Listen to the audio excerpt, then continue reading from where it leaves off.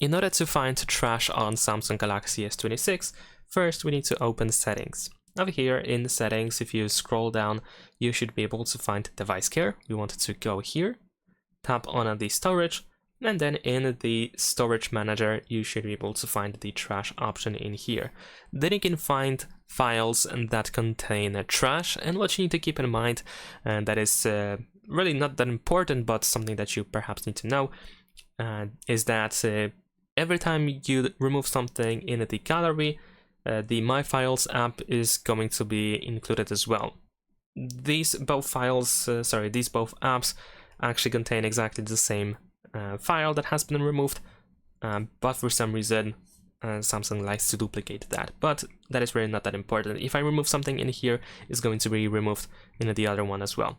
So generally speaking, this is how we can find trash on our phone. Of course, we can select anything that we want to, for example, restore or remove forever. So that is it. Leave a like and subscribe.